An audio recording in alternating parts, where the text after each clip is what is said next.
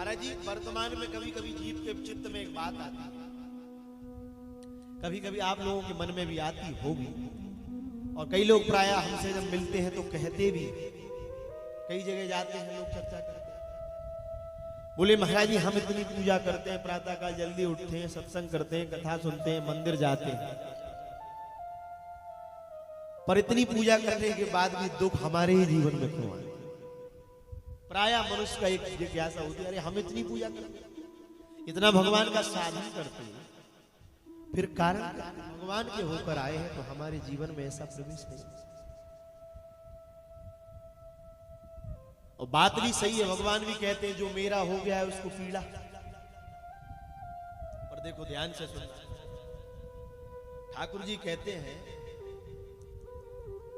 जैसे दो भाई थे महाराज, एक भाई इतनी मेहनत करता, इतनी मेहनत कर रहा, सुबह से लेकर रात्रि तक श्रम करता, छोटा वाला, और बड़ा भाई उसका एक ही काम मदरा पान करना, कुसंग में पड़े रहना, गलत संग में रहना।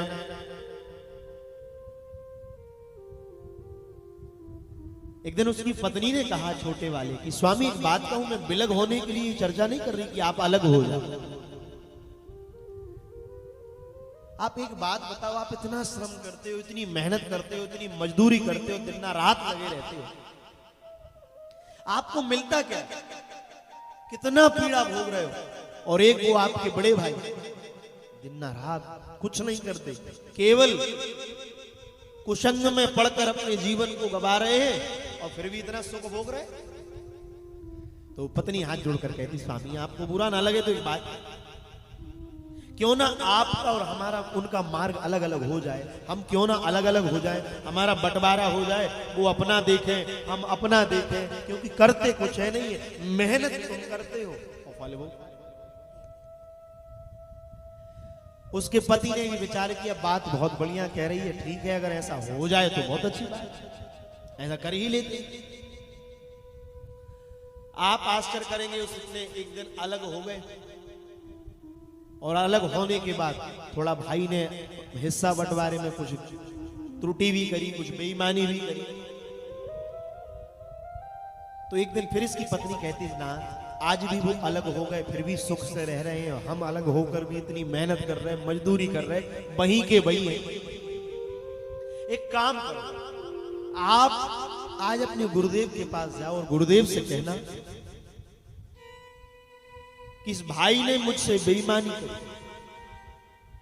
तो भाई गुरुजी के पास जाता है, गुरुजी को प्रणाम करता है, बोले गुरुदेव सारी घटना सुनाई, भाई ने बेईमानी कर ली और इतना कष्ट भोग रहे हैं।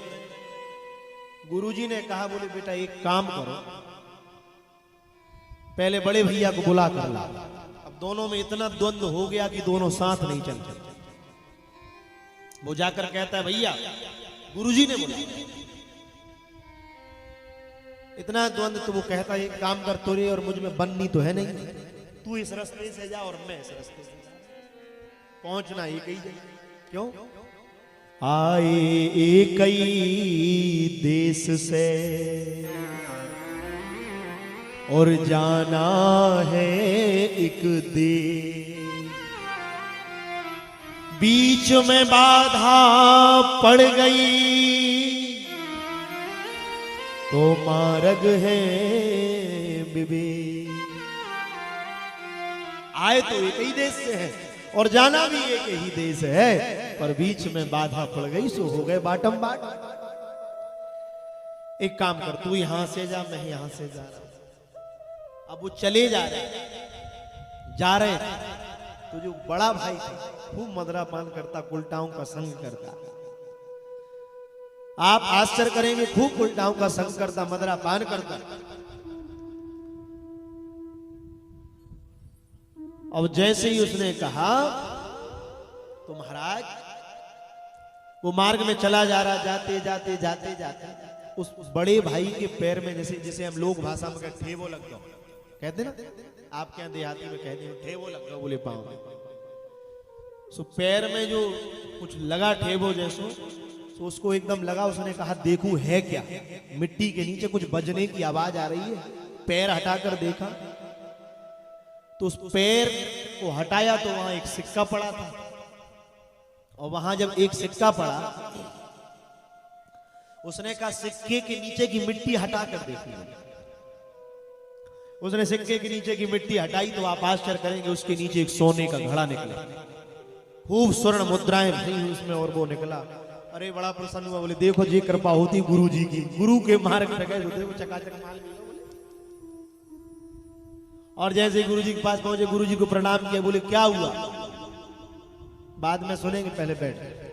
अब वो छोटा भाई जिस मार्ग से जा रहा, उसको भी रास्ते में ठेबो लगो, सुबाइल लगो, कांटो। तो जैसे ही कांटा लगा तो खूब मेहनत करता था, तो रक्त की धार गिरने लगी, खून की धार बहने लगी। अब वो पैर हटाकर देखा तो उसके नीचे एक शिला पड़ी। उसने शिला की मिट्टी को हटाकर देखा, शिला अर्थात पत्थर, उसकी मिट्टी को हटाकर देखा तो उसके नीचे एक फांसी का फंदा निकला। बड़ा आश्चर्य हुआ, ये फांसी का फंदा, पैर में से रक्त निकल रहा है। वो जैसे तैसे लांघते लांघते गुरुजी तक पहुंचा, प्रणाम किया। गुरुजी ने पूछा क्या बात है बेटा? गुरुजी क्या करूं, पैर में कांटा लग गया और कांटे लगने के कारण रक्त निकल रहा। और क्या हुआ बेटा? और गुरुजी मिट्टी हटाकर देखा तो वहां ये फांसी का फंदा लटका मिला। गुरुजी ने बड़े से पूछा तुम्हें क्या मिला? अरे बोले तुम्हारी इतनी कृपा है, चले यार सिक्का मिलो और जो चकाचक घड़ा मिलो सोने को, अपनी तो जय जय है, बोले माला माल है। गुरुजी ने कहा बोले बैठ जाओ, अब हम बताएं। छोटे की जिज्ञासा, कहा बेटा तू कहता था मैं इतनी मेहनत करता हूं, इतना श्रम करता हूं, इसके बाद भी मुझे कुछ नहीं मिल रहा, और मेरा ये भाई पाप के मार्ग पर जाता है, कुमार्गगामी है, फिर भी इसके जीवन में आनंद ही आनंद है, सुख ही सुख है। और देखो घड़ा मिल गया। तो कहा बेटा तूने अपने प्रारब्ध में इतने पाप किए थे, इतने पाप किए थे कि तुझे तो लगने वाली थी फांसी, जो फांसी का फंदा मिला ना, तुझे लगने वाली थी फांसी, पर तूने इस जन्म में आकर अपने जीवन को परिवर्तित करके भगवान के मार्ग पर और सदमार्ग में लगा दिया बेटा, इसलिए फांसी से कांटे में परिवर्तित हो गई। लगना थी फांसी पर कांटे में परिवर्तित हो गई। और तेरे भाई ने इतने महान पुण्य किए थे कि इस शरीर से कुमार्ग पर भी जा रहा है, फिर भी फल रहा है। बस बेटा अब घबराना नहीं। क्यों गुरुजी? बस अब इतना घड़ा ही बचा है, अब इसकी नैया तो डूबने वाली है, यही बचा है। क्यों? गोस्वामी जी कह रहे हैं प्रारब्ध पहले रचा और बाद में रचा शरीर। बेटा पहले प्रारब्ध रचा गया है, आज जो कुछ मिला है, आज स्वयं प्रकटेश्वर श्री हनुमान जी के चरणों के दर्शन में लिखे थे, आज यहाँ इस प्रांगण में कथा लिखी थी, तो ये आज की कथा नहीं है, ये इस जन्म का पुण्य नहीं है, ये तो पूर्व जन्म की किसी कथा से तुम्हें ये कथा मिल गई भैया। आज का कोई पुण्य नहीं, आज की कथा आज कल्याण नहीं करेगी। कहते नहीं घी जितना पुराना हो उतना ही अच्छा रहता है।